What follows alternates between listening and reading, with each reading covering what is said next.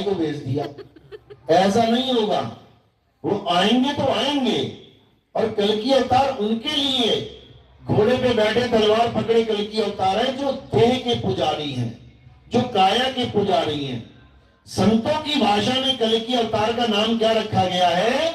निकलंक राया, निकलंक राया। और जो कल्कि अवतार होंगे निकलंक राया, उनके नाम में झलक जाएगा तुम्हें, याद रखना। निकलंक राया, ये पानियों में दर्ज है, नितिन दास नहीं बोल रहा है। उसके नाम में तुम्हें दोनों शब्द मिल जाएंगे जब भेद जानोगे कि कहते क्या है निकलंक को। निकलंक का मतलब होता है जिसमें कोई कलंक ना हो। किसमें कलंक नहीं होगा? काया में कलंक लग जाता है। काया में तुम कितनी कलंक लगा लो। निकलंक का मतलब है जिसमें कलंक ना लग पाए। और निकलंक क्या है? आत्मा ही निकलंक है। कलंक किसमें लगता है? जो तीन गुणों में आ जाता है, जो रजोगुण सतोगुण तमोगुण में आ जाता है, यानी पैदा होने वाला, पलने वाला और नाश होने वाला जो भी है उसमें कलंक लग जाता है। लेकिन जो तीन गुणों से परे है उसमें कभी कलंक नहीं लगता। वो तत्वों से परे है, इसलिए उसे नी तत्व बोला गया है। वो शब्दों से परे है, इसीलिए उसे नी शब्द बोला गया है। वो इंद्रियों से परे है, इसलिए उसे इंद्रियतीत बोला गया है। वो मन और माया से परे है, इसलिए मनोतीत मायातीत बोला गया है। लेकिन ये कोई समझ नहीं पाता और उठा के कल्कि अवतार को फिर वही घोड़े पे बैठा देते हैं। तो ये ज्ञानियों का कल्कि अवतार अलग है और अज्ञानियों का कल्कि अवतार अलग है। जैसे कृष्ण जी, ज्ञानियों के कृष्ण जी अलग हैं और अज्ञानियों के कृष्ण जी अलग हैं। अज्ञानियों के कृष्ण जी के 2 हाथ 2 पैर 2 आंख कान नाक मुख बाल और खाल हड्डी और मांस है, खून और पसीना है। ये अज्ञानियों के कृष्ण जी हैं। और ज्ञानियों के कृष्ण जी वो देह नहीं है, वो अजन्मे हैं, उनका कभी जन्म और मरण नहीं होता।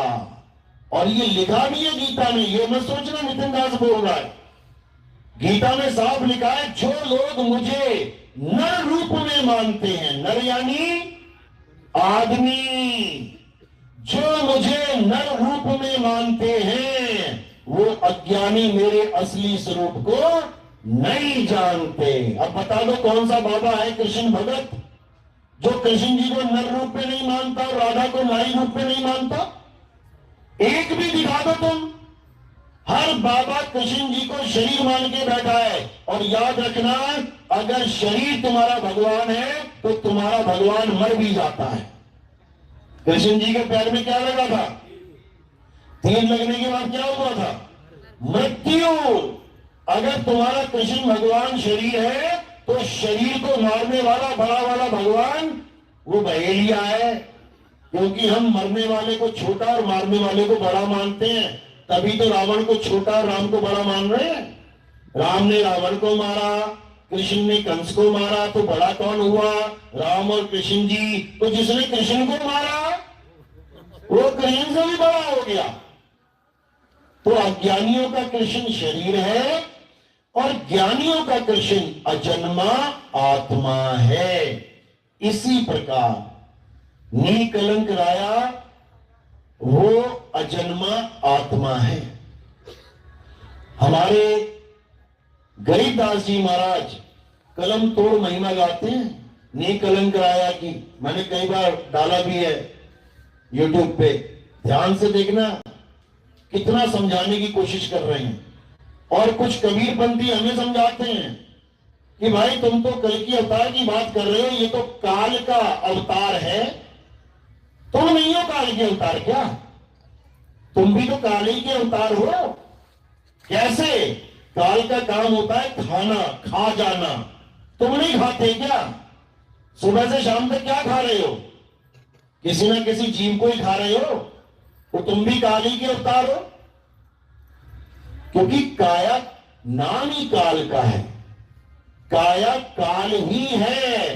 देव निरंजन सकल शरीरा, तामे भ्रम भ्रम रहल कबीरा।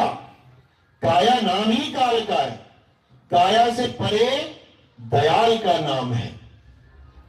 तो ये जीव अवस्था का जो ज्ञान है ये सबसे निम्न ज्ञान है, सबसे छोटे लेवल का। इसमें जीव बेचारा बंधन में रहता है। अब इससे ऊपर का एक ज्ञान है जिसे शिव अवस्था का ज्ञान कहते हैं। यानी साकार जीव को तो नहीं मान रहा है कोई, साकार आदमी औरत को नहीं मान रहा है, साकार जानवरों को नहीं मान रहा है, साकार पेड़ पौधों को नहीं मान रहा है, लेकिन किसको मान रहा है? निराकार को। इसी को शिव कहते हैं। निराकार क्या है? जितनी भी साकार वस्तुएं तुम्हें दिखाई दे रही हैं ये सब निराकार में ही घूम रही हैं। यानी दोनों हाथों के बीच में ये जो गैप है, तुम पूरे आसमान तक ले जाओ चाहे इसे, तुम्हारे मेरे बीच में जो गैप है, जो स्थान रिक्त स्थान है, खाली स्थान है, उसे निराकार कहते हैं। निरंकारी पंथ में इन्हीं दोनों हाथों के बीच में खाली स्थान दिखा के क्या बताया जाता है कि यही परमात्मा है।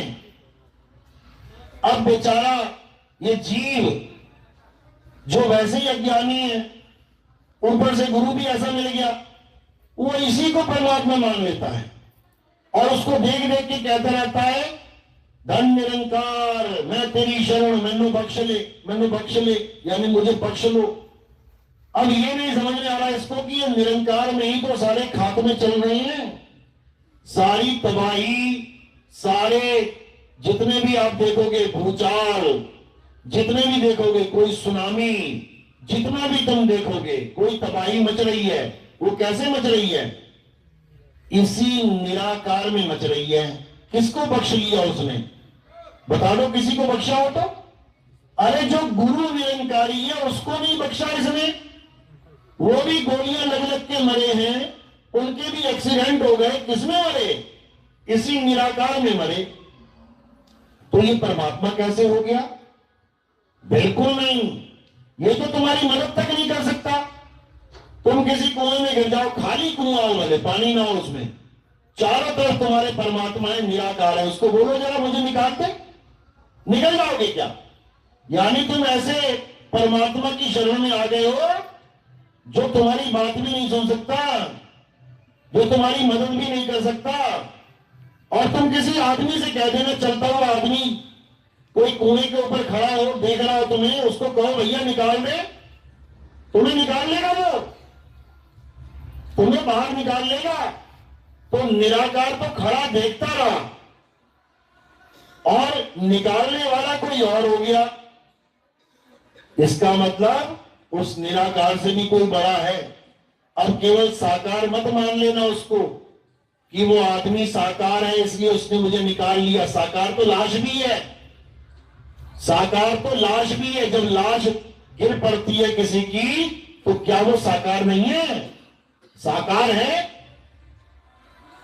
तो ना निराकार निकाल पाएगा ना साकार निकाल पाएगा। अगर वो लाश है तो निकालने वाला कौन था? आत्म तत्व। आत्म तत्व की वजह से ये लाश जिंदा हुई पड़ी है और ये किसी को भी निकाल सकती है।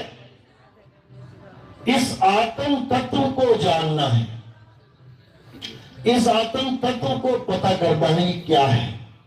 ये साकार और निराकार दोनों से न्यारा है, दोनों से।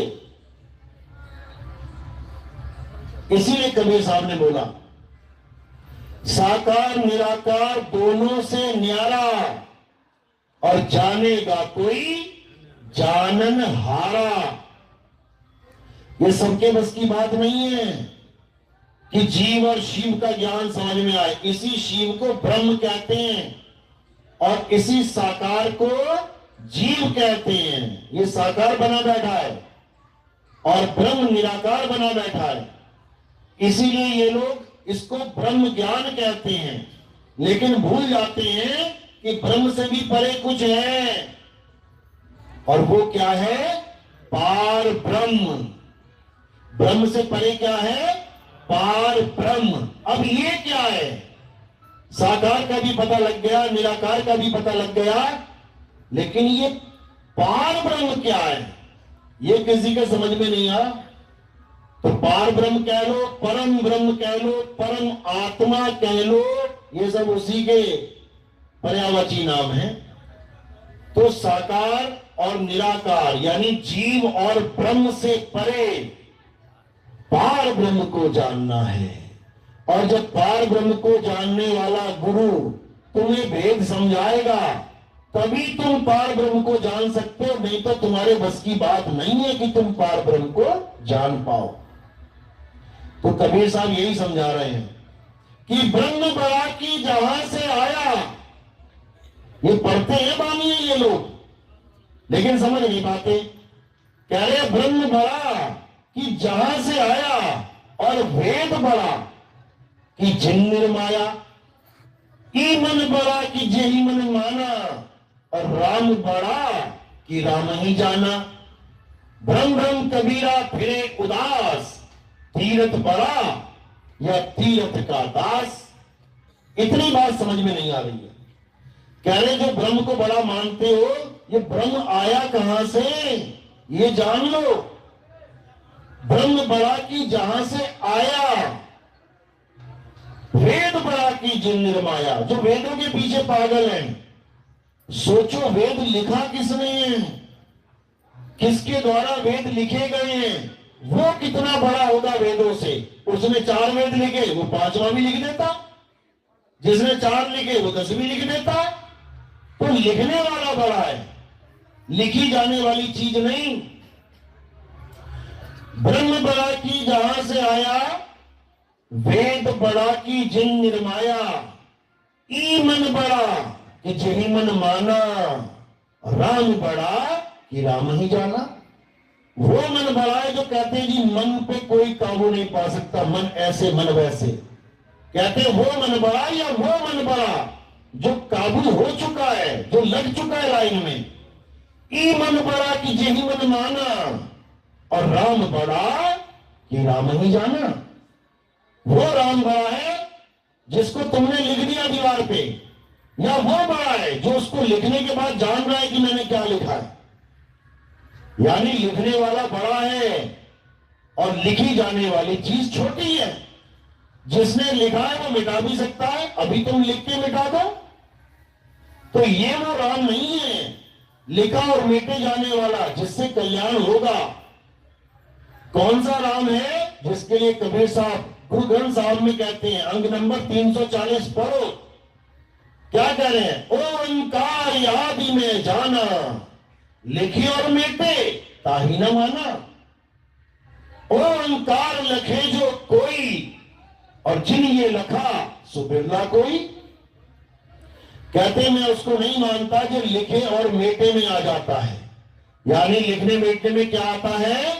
52 अक्षर, 52 अक्षरों के नाम ये लिखने मेटने में आ जाते हैं। तुम राम लिखो, राम मिटा दो। तुम वाहेगुरु लिखो, वाहेगुरु मिटा दो। तुम गॉड लिखो, गॉड मिटा दो। तुम कबीर लिखो, कबीर मिटा दो। तुम कुछ भी लिखो, कुछ भी मिटा दो।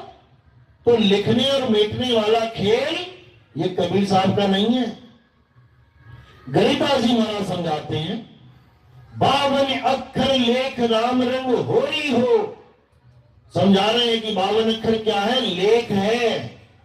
लेख मतलब लिखी जाने वाली चीज। जैसे हम कहते हैं बड़ा सुंदर लेख लिखा है तुमने, अब कहां लिखा है? कागज पे। किससे लिखा है? कलम से। तो कह रहे कागज कलम कलेस राम रंग होरी हो। यानी ये कागज पे लिखे जाने वाले सारे नाम जो ग्रंथों का सहारा दिखा दिखा के, ग्रंथों का सहारा ले लेके, ये जितने भी गुरुआ लोग हैं ये तुम्हें दिखाते ग्रंथों में, देखो ये मंत्र यहां लिखा है, यही मंत्र जपना है। देखो ये गायत्री मंत्र यहां लिखा है, यही जपना है। देखो ये राम राम यहां लिखा है, यही जपना है। और कबीरपंथी देखो ये लिखा है कबीर कबीर, यही जपना है। ये सब अज्ञान है, ये 52 अक्षरों का खेल है, ये कागज कलम कलेश है। तो कह रहे हैं 52 अक्षर लेख राम रंग होरी हो, कागज कलम कलेश राम रंग होरी हो, वो अक्षर या में ना ही राम रंग होरी हो। इन 52 अक्षरों में वो परमात्मा का अक्षर नहीं है। परमात्मा का आदि अक्षर, आदि नाम इन 52 अक्षरों में नहीं है। गुरु ग्रंथ साहब 343 पेज नंबर पे क्या लिखा है, बिल्कुल क्लियर। क्या कहते हैं, 52 अक्षर जोरे आन, सक्या न अक्षर एक पहचान। बिल्कुल क्लियर कर दिया कि जितने भी ये गुरु बैठे हुए हैं, इन लोगों ने क्या बना लिया ड्रामा, 52 अक्षरों को जोड़ जोड़ के, तोड़ तोड़ के, जोड़ जोड़ के, तोड़ तोड़ के दुनिया भर के नाम बना लिए। एक राम जी को ही मानने वाले अगर 100 गुरु हैं और उनके पास तुम